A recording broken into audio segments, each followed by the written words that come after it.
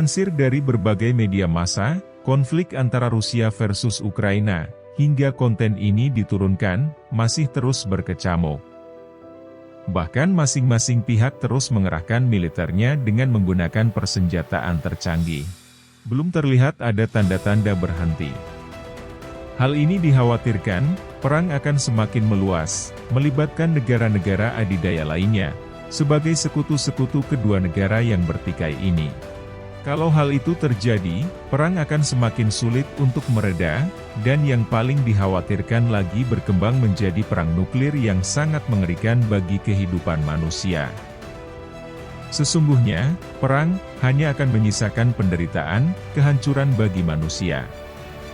Banyak orang tak berdosa, harus ikut menanggung akibat kekejaman perang, terutama mereka kaum yang lemah, seperti manula, wanita, dan anak-anak. Terlebih kalau perang itu adalah perang nuklir yang mengerikan. Dikutip dari berbagai sumber terpercaya, jika terjadi perang nuklir, akibatnya sangat fatal bagi keberlangsungan kehidupan makhluk hidup di masa depan. Sepertinya sulit bagi manusia untuk mencari tempat perlindungan yang aman. Ledakan bom nuklir terlihat seperti jamur nuklir, suaranya sangat keras, hingga terdengar dalam radius berkilo-kilometer jauhnya, dengan guncangan hebat, seperti gempa bumi, di lokasi ledakan, disertai kobaran bola api yang sangat panas. Sebagai gambaran, dahsyatnya bom atom yang dijatuhkan di kota Hiroshima dan Nagasaki pada Perang Dunia Kedua.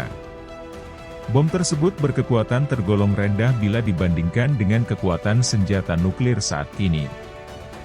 Bom atom pertama bernama Little Boy, dijatuhkan di kota Hiroshima pada tanggal 6 Agustus 1945, berkekuatan setara 20 kiloton TNT, dan bom kedua berjuluk Fat Man, dijatuhkan di kota Nagasaki pada tanggal 9 Agustus 1945 berkekuatan setara 15 kiloton TNT.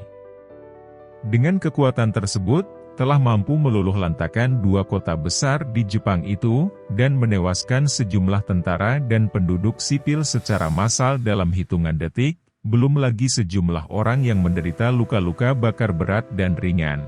Ledakan bom di Hiroshima berhasil meluluhlantakkan wilayah seluas 12 km persegi, dan menghancurkan 69% bangunan beton serta menghancurkan bangunan non-beton 100%.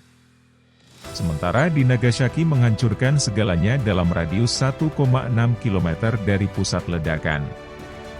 Pada Perang Dunia Kedua, yang memiliki senjata nuklir bom atom, hanya Amerika Serikat. Ketika Amerika Serikat membom dua kota besar di Jepang, tidak ada balasan penggunaan bom atom serupa dari tentara Jepang atau negara lain, sehingga tidak terjadi perang nuklir. Era kini sejumlah negara maju telah mengembangkan militernya dengan persenjataan nuklir sangat canggih, ribuan kali lebih hebat dari bom Hiroshima dan Nagasaki. Saat ini senjata nuklir umumnya berupa senjata termonuklir yang berdaya ledak sangat dahsyat. Negara-negara yang memiliki senjata nuklir canggih, sebut saja Rusia, Amerika Serikat, Perancis, Inggris, Cina, Korea Utara, India, Pakistan. Tercatat pemilik senjata nuklir terbanyak adalah Rusia dan disusul oleh Amerika Serikat. Dilansir dari RMS Control, di dunia sekarang, terdapat sekitar 13.080 hulu ledak nuklir, sekitar 9.600 hulu ledak nuklir, dilaporkan aktif.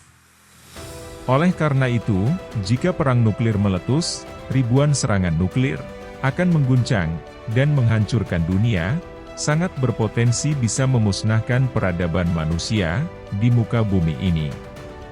Dilansir dari Atomic Archive, suhu ledakan nuklir di bagian bola apinya bisa mencapai sekitar 100 juta derajat Celcius, bertekanan bisa mencapai 50 PSI, padahal tekanan 20 PSI saja mampu menghancurkan bangunan beton dengan kerusakan parah.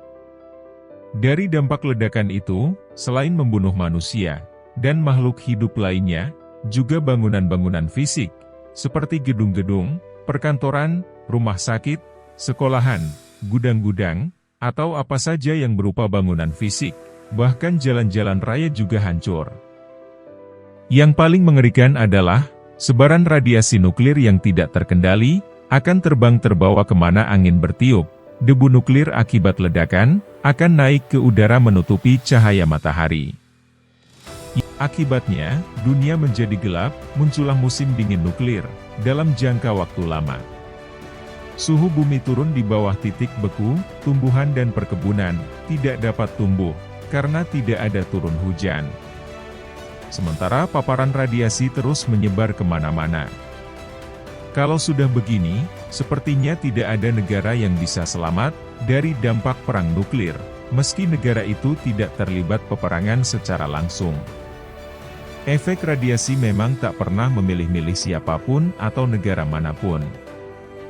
Bagi orang yang mungkin masih tersisa dari perang nuklir, akan mengalami kelaparan dan penderitaan panjang, karena tanaman pangan tidak dapat tumbuh. Sementara mereka akan digerogoti oleh penyakit kanker kulit yang mematikan akibat terpapar radiasi nuklir. Untuk selamat dari perang nuklir, mungkin masih ada upaya yang dapat dilakukan. Jauhilah kota-kota besar, yang terdapat industri senjata militer, atau gudang senjata militer, atau kamp militer. Carilah tempat yang jauh dari kota berpenduduk padat. Berlindunglah dalam bunker-bunker yang tidak terpantau musuh. Bawalah persediaan makanan dan minuman untuk jangka waktu panjang. Untuk menghindar dari paparan radiasi, makanan dan minuman harus tertutup rapat seperti dalam kemasan kaleng atau botol. Gantilah pakaian yang sedang dipakai, buanglah jauh-jauh, ganti dengan yang masih bersih, dan tertutup di lemari. Kalau mungkin, pakailah pakaian anti radiasi, tetapi itu harganya mahal dan langka. Jangan dulu beraktivitas keluar dalam beberapa lama, sampai keadaan dipastikan aman. Perang nuklir, yang bisa memusnahkan peradaban itu, tentu tidak bisa dicegah, hanya dengan persaingan perlombaan pembuatan senjata nuklir, dari negara-negara adidaya. Bahkan, hal itu mungkin bisa menjadi penyebab pemicu terjadinya perang nuklir secara total. Perang nuklir hanya bisa dicegah dengan diplomasi, perjanjian damai dari para pemimpin dunia, dengan mengedepankan sisi kemanusiaan demi keberlangsungan kehidupan manusia dan makhluk hidup lainnya di masa depan.